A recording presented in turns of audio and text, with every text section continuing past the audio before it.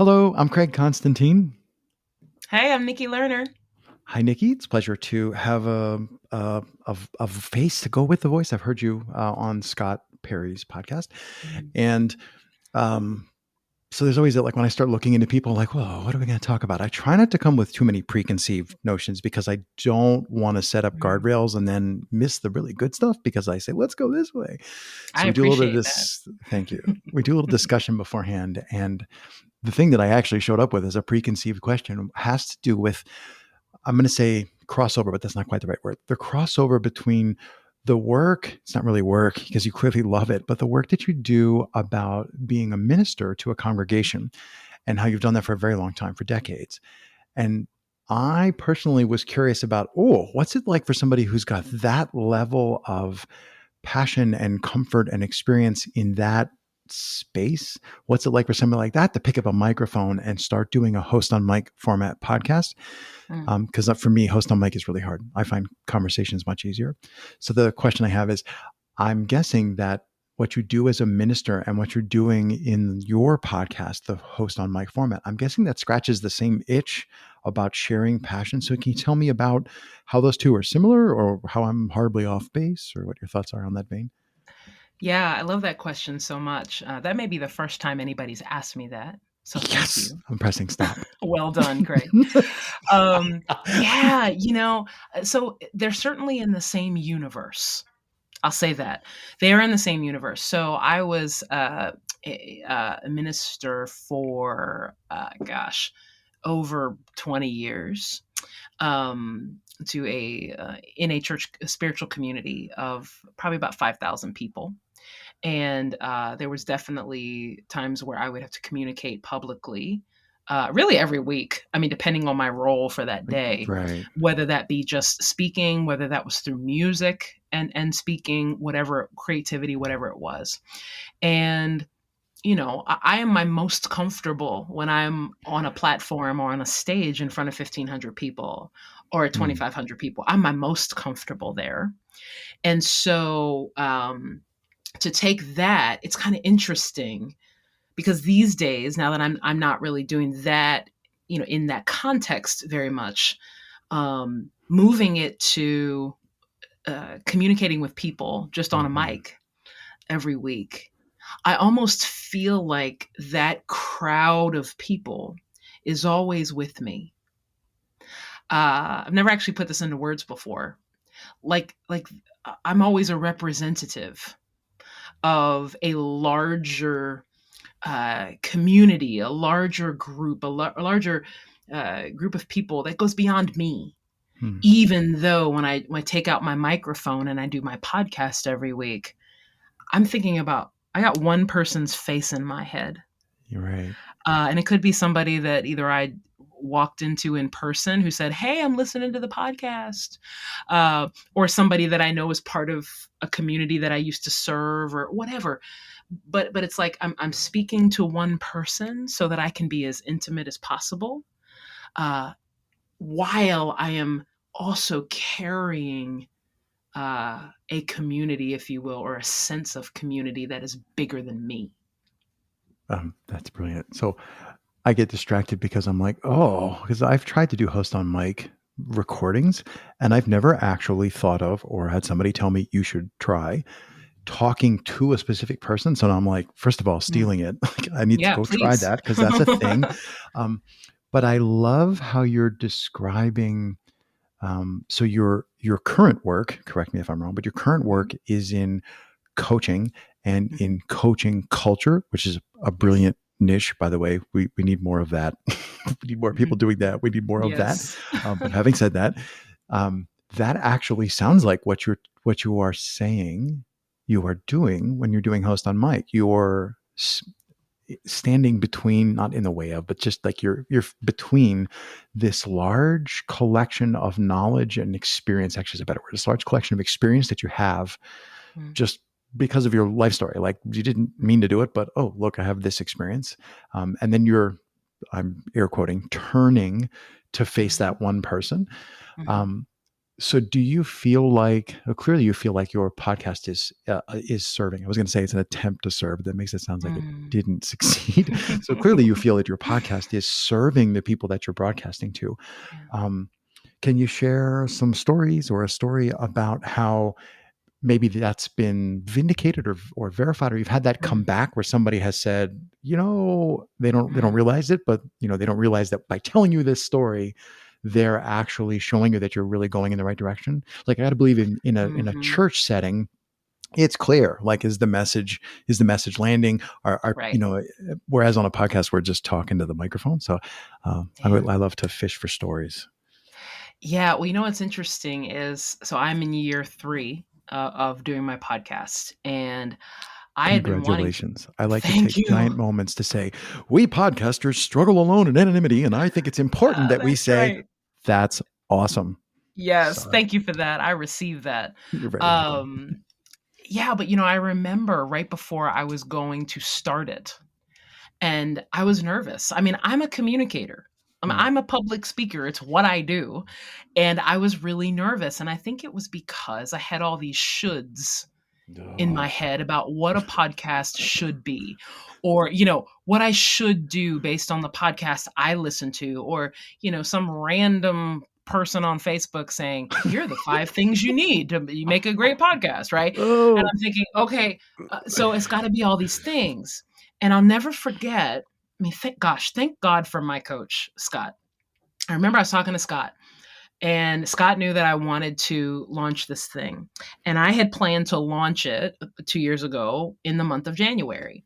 And I had decided to record 5 episodes and just play, Mhm. just be like, I'm just putting these out. So then I started getting cold feet about it. I hear And you. Right? I was on a call with Scott, and I was telling him, I'm like, maybe I need to push this back. Maybe I need to wait till February, maybe Here next year, all these excuses, right? comes the And hiding, right? oh my goodness. And Scott paused, and there was this silent moment, and he looks at me and he says, "Is it good enough?" Hmm. And I was like, "Oh, yes. Yes, it's good enough." Right. And I kid you not, that day, I got off the phone with him that day, I pushed publish. Mm. And I pushed publish, and that was like 2 years ago, and now I think, and again, this is starting year 3. I know that there are at least 200 people a week that listen to my podcast. Right. And here's the part that I didn't see, Craig, was, I mean, I'm a culture coach, right? So I'm not a person who is, that podcasting is my livelihood, right? I looked at podcasting as a support to the work I'm doing in the world. And so what ended up happening was, I had, started podcasting every week. And then as I was working with clients in my culture coaching work, I was able to then say, hey, go listen on my podcast to this episode. I talk more Yes. about it here. And so now what my podcast has become is, first of all, it's for me. I get a lot of delight Mm. in sharing these insights about culture with people. So that's the first thing. Second thing is, I see my podcast as a vehicle to practice Yeah. myself in my own message and honing my own message, right? So that when I'm with my clients, I'm excellent, right? And then it's for my clients, the people that I work with, because now there's 93 episodes now, right? Right. They have 93 episodes to choose from of all different topics, all about culture, that they can listen to at any point. Don't have to schedule time with me, right? Right. Now it's become a resource. And now is just the last layer of it. I run into people all the time when I'm doing in-person speaking, and they're like, "Oh, hey, I'm listening to the podcast. Mhm. Oh, hey, I'm doing this, whatever it is," and I'm so excited because you know how it is, Craig. You turn on your microphone, you're staring at the microphone, or you're staring, Into the you're wall, like, right? is Something. anybody listening to this? Does anybody care? Don't nobody care about this. This is just Right. me talking to the wall, right? And then you get out into the world and Yes. you realize that that your words and your insights have impact. Yes. One of the clients I'm working with now, before they ever hired me, they said, we listen to your podcast every week as a Mm. team. And then we talk about it and then we do it. And they've been listening to my podcast for 5 months and then they hired me. Mm. I mean, so it's so Ta-da. now, did I do the Yeah. podcast so that people would hire me? No. Yeah. Can you have even words into sentences putting, would you have ever even imagined that, on that first day when you're like, I don't know, Scott, am I right? And like, you would never have imagined that it could even be that thing. Right. And it's probably not the No. first 5 episodes that were the magical ones. It's the last Right. 90. Right. And Exactly. it's like, physician heal thyself. I did the thing. And then suddenly the Yeah. thing that I did turns out to be, oh, look, it's a skill. Right. Yeah. That's Well, then great. I had to also stop thinking too much about what other people would think. So I'm like, oh, this is gonna Right. like this podcast is gonna suck. And then I'm telling people I'm a public speaker, and they're like, you're terrible. And I was actually more afraid of people not seeing who I was and not experiencing who I am Mm. as a person, right? I was afraid of that. I was like, how am I supposed to be myself and have people get my heart and my come from? I was so worried about all of that. And what it has done instead is really just call me and woo me to be my most I'm always my authentic self, but my most authentic self, to speak into a microphone, to be that intimately Yeah. connected with the person listening, that they can hear the tone of when I say things. This is what I love about audio versus writing. You always know my tone. You don't Yeah. have to And make up stories about how I'm saying something, right. And right? the nuance of, Yeah. do I feel like I'm completely crushed? Or do I feel Mhm. like I'm open and airy? And like I physically, like Nikki can see me, I physically changed my posture, but you can hear it. Like Mhm. it's subtle and maybe you missed it, but in the back of your mind, you picked up on, if Nikki and I were both like, that comes through. And one can work so hard. I know I try sometimes. I'm not a very good writer, but I work really hard to try and convey that stuff through writing. And then sometimes I realize, yeah, I've recorded conversations where Mm, the guest's joy or mm, the darkness, if it's a dark conversation, those things just mhm. come through. Like humans don't sit around and go, how do I convey this to they just go like, oh, I got a funny story, and like and it Yeah, just comes through. So I'm totally with you absolutely. on the intimacy Mhm, um and yeah, it's very pillow talk, because mhm. people who are listening, if you have headphones on, I'm literally in your ear, which is way closer than any other human who isn't in bed next to you would ever be.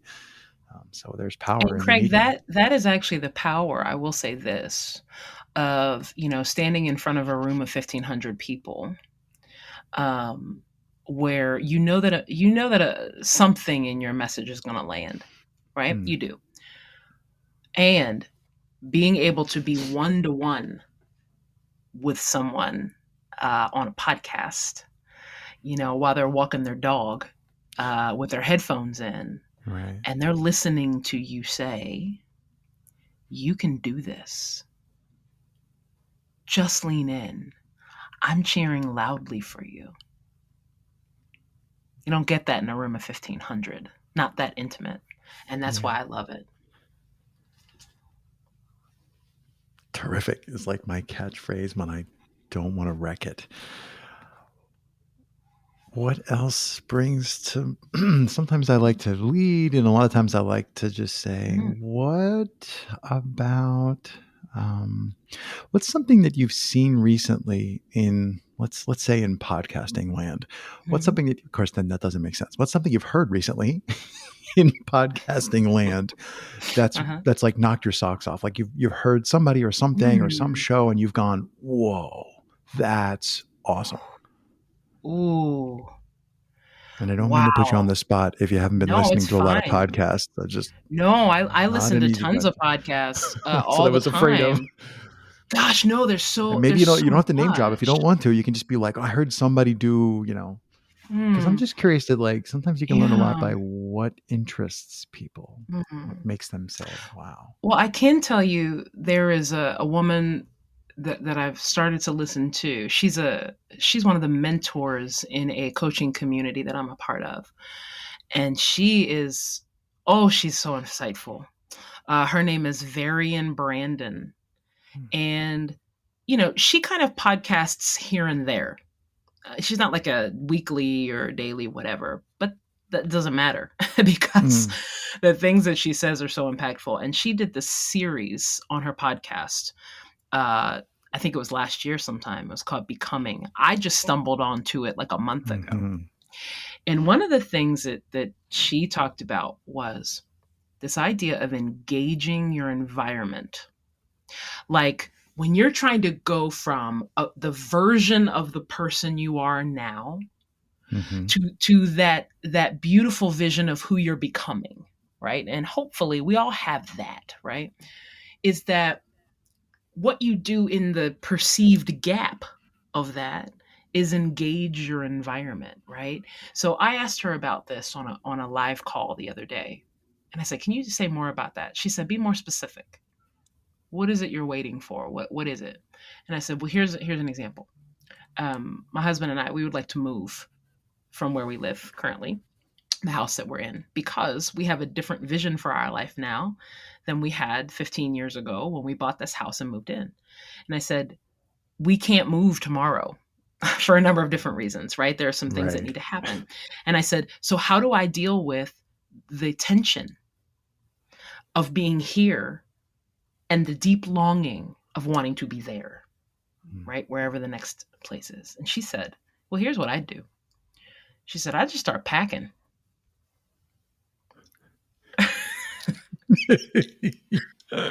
She said, "I start packing." She said, she says, "I'm sure there are things around your house that you don't use every day." She says, "Start packing the boxes. So that way, when it happens, y'all are ready." Yeah. And I was like, hot damn, that is, I mean, when she says it, I'm like, of course. Right.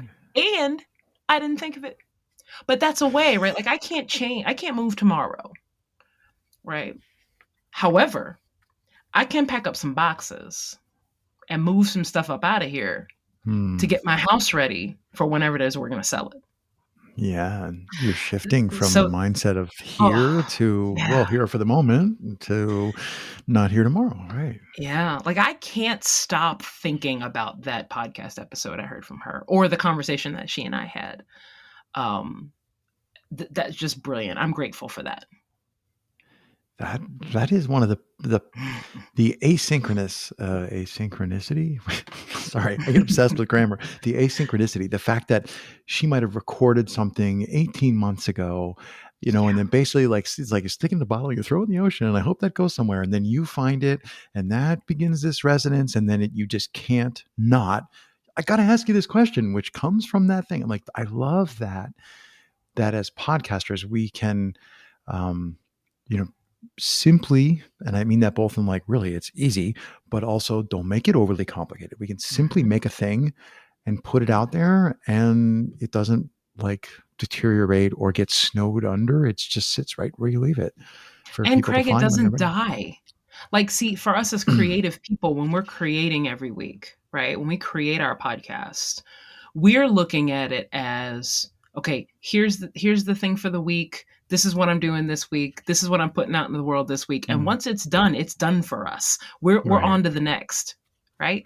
But what we don't always realize is that thing now is living and breathing, and it takes a life of its own. I mean, just a week ago, I had somebody message me and tell me that they had listened to the very first podcast episode I ever did 3 years ago, whatever it was, right?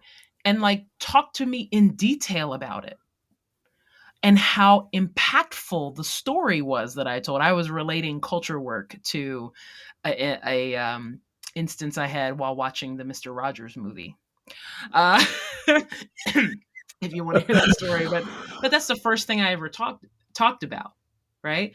But it's like that was 2-3 years ago. I've moved on to, other topics and gotten better at podcasting and all of that. And yet this person was like, this is going to change my life. and they just listened to it a week ago. So for all of us who are podcasters, I actually think that we need to approach our work with more grace, with more joy and gratitude for whatever is coming out of us each week, right? And to stop speaking against it. We just speak against so much of our creations, right? Like, oh, well, that podcast sucked. Oh, Yeah. that message was terrible. Another tech Oh, problem, right? you know what I mean? Yeah, like, oh, it was techie. And the reality is that Craig, now I'm about to preach now, but that Craig, that woos us, tempts us into pride. We think it's like, no, don't look at me. I'm humble because that podcast sucked.